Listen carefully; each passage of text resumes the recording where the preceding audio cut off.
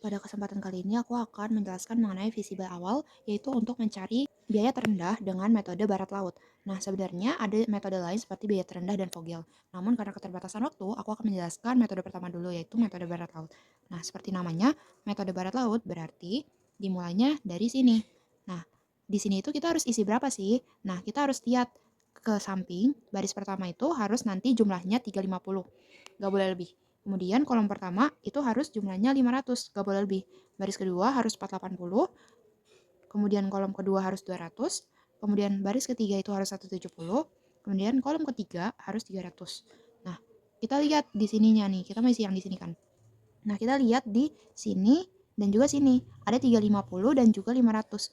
Kira-kira kalau misalkan kita isi 350, apakah cukup? Cukup. Jawabannya kenapa? Karena di sini 500, enggak melebihi 500, 350. Nih, 350. Enggak lebih dari 500 kan, makanya boleh. Sedangkan yang di kanan itu, kalau misalnya kita lihat di sini, ini kan udah 350. Nah, karena di sana itu udah 350, makanya di yang sini dan sini itu udah nggak bisa diisi lagi. Kalau nggak, kalau mau kalian masih isi lagi, berarti lebih. Dan itu nggak boleh. Berarti satu-satunya jalan adalah kita ke bawah. Seperti itu. Nah, sama kan kayak di sini. Habis itu kita lihat, ini kan 500 nih. Udah ada 350. Berarti sisa berapa? Sisa 150. Kira-kira kalau misalkan kita tulis di sini 150, apakah bisa?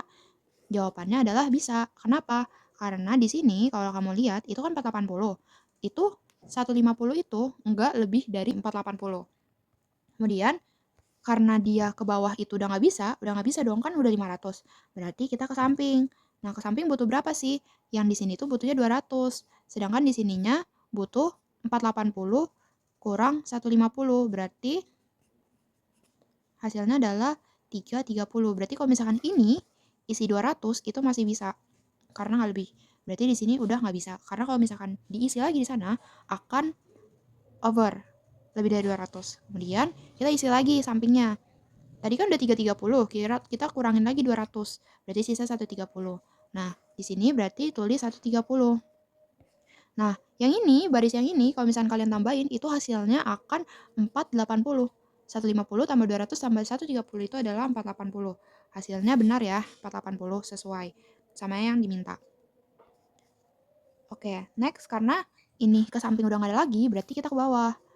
Kita ke bawah. Yang di bawah itu yang diminta adalah 300. Karena udah ada 130, berarti kita tulis, kita hitung dulu. Butuhnya berapa lagi? Butuhnya berarti 170 lagi kan? Berarti yang di sini kita tulis 170. Nah, kita bisa samain sama yang di bawah. Sama ya. Nah, kemudian untuk cari biayanya, kita kaliin. Berarti 350 dikali 21. 21 dapat dari mana sih? Dapatnya itu dari sini. Nah, yang ada isinya itu dikali sama yang di atasnya. 350 kali 21, 150 kali 18, terus 200 kali 20, kemudian 130 kali 23, kemudian 170 kali 17. Nah, kemudian dapatlah biayanya ini. Sekian, terima kasih.